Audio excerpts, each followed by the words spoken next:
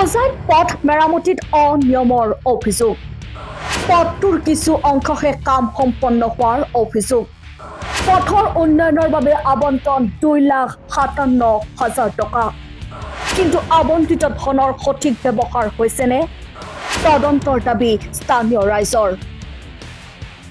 হোজাই বিধানসভা সমষ্টিৰ অন্তৰ্গত ধলপুখুৰী উন্নয়ন খণ্ডৰ অধীনস্থ কুমুৰাকটা গাঁও পঞ্চায়তত পথ মেৰামতিৰ কামত ব্যাপক অনিয়ম সংঘটিত হোৱাৰ অভিযোগ উত্থাপিত হৈছে।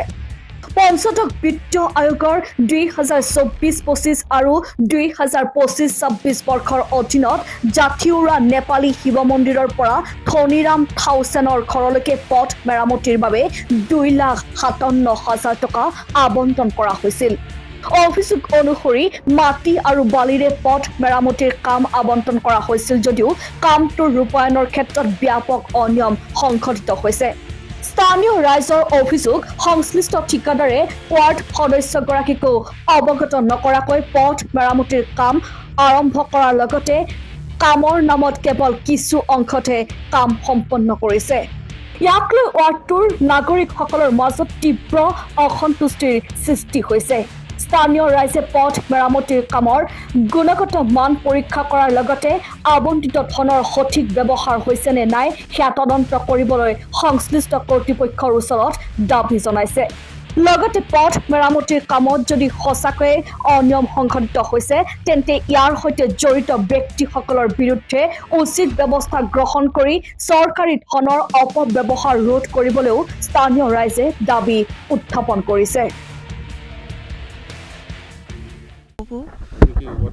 মই ৱাৰ্ড মেম্বাৰ হয় 4 নম্বৰ কুমৰাকটা গাঁও পঞ্চায়ত।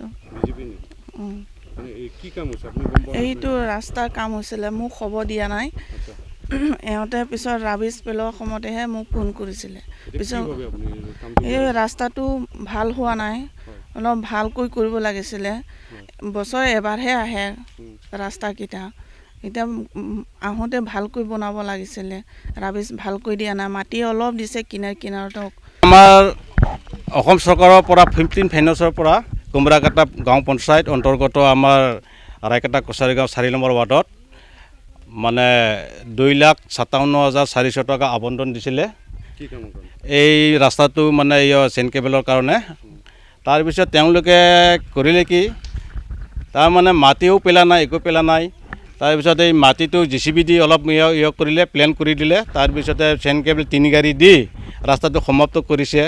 এইকাৰণে আমি অসম চৰকাৰ তথা আমাৰ হোজাই জিলাৰ DC ছাৰক আমি অনুৰোধ কৰিম যে আমাৰ এই ৰাস্তাটো, আমাৰ দুখীয়া গাঁৱৰ ৰাস্তা, এইখনেই একটা ৰাস্তা, এইখনেই এই ৰাস্তাটো যাতে আমাৰ DC ছাৰে, আমাৰ CO ছাৰে বা আমাৰ BDO ছাৰে আমাৰ অলপ মানে কৰি চকু দি মানে ৰাস্তাটো যাতে ভালকৈ বনাই যান। ৰাস্তাবোৰ আছিলে আমাৰ এই ৰায়কটা শিৱ মন্দিৰৰ পৰা আমাৰ এইখিনি জাইথৰা কিবা তিনিআলিলৈকে শুনি পাইছোঁ তেনেকুৱাই মানে 2,57,000 টকা এইখিনিত আছিলে আবণ্টন কৰা হৈছিলে টকাখিনি আমাৰ এই AP ফাণ্ডৰ পৰা।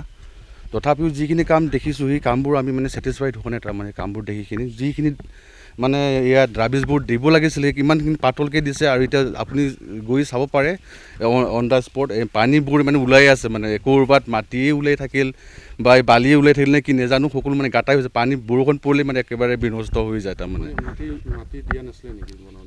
মাটিটো একেবাৰে দেখাই নাপাওঁ, মাটিটো আগৰে আছিলে, অকল ৰাবিছটো অকণ পাতলাকৈ কৰি দিছে। সেইটো বাৰু গাড়ী অকণমান গ'লে গুচি যায়, একেবাৰে শেষ হৈ যায়।